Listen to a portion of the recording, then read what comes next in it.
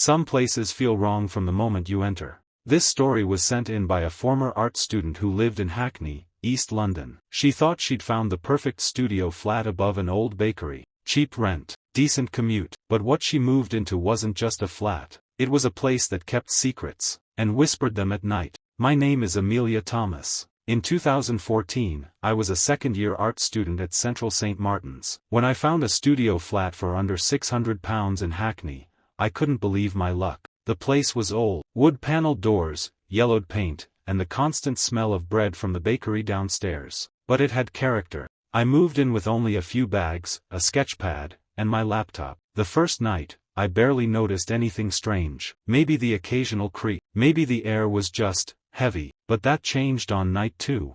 It was 2:12 a.m. I woke up to a pressure in the room. Like the air had thickened. My ears were ringing faintly. You know that high-pitched whine you get when it's too quiet? And then I heard it, a whisper, faint, coming from behind the wardrobe. I froze. I convinced myself it was the plumbing, or wind between the walls. I even opened the wardrobe. Nothing. But every night, at exactly 2 a.m., the whispers returned. They grew louder, more persistent, sometimes angry, sometimes sorrowful, and always in a language I couldn't quite understand.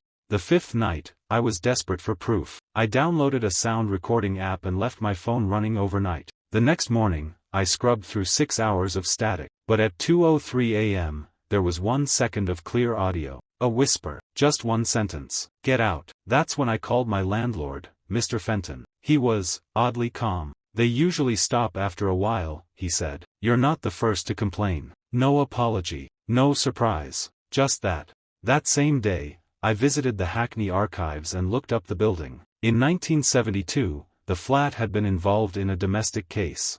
A woman named Claire Fields, 28, had been murdered, strangled during an argument with her partner. He fled. Her body wasn't found for 3 weeks. They found it hidden inside the wall behind a wardrobe. My wardrobe. There was a faded article with a photo of Claire. Young, dark hair, tired eyes, and one quote from a neighbor at the time. She never slept. Said she heard whispering in the walls. That night, I didn't sleep. I left the lights on, played rain sounds on YouTube, but the whispering still came. Louder now, clearer. I started recognizing words. Not English, but desperate.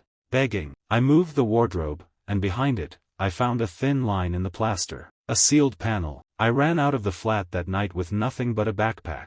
I didn't care about my deposit. I didn't go back. 2 weeks later, I sent an anonymous tip to the local police about the wall. They opened it. Inside, they didn't find Claire's remains. Those had been removed decades ago. But they did find a child's drawing. Old, crinkled, yellowed.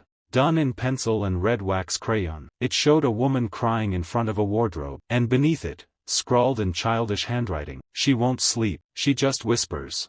I never went back to that street. But a friend of mine, curious, checked the listing a year later. The flat was still on the market. Still above the bakery. Still cheap. No one ever stays longer than a month. And the local rumor? If you hear whispering at 2:00 a.m., it's not the pipes. It's Claire, still trying to sleep, still trying to be heard.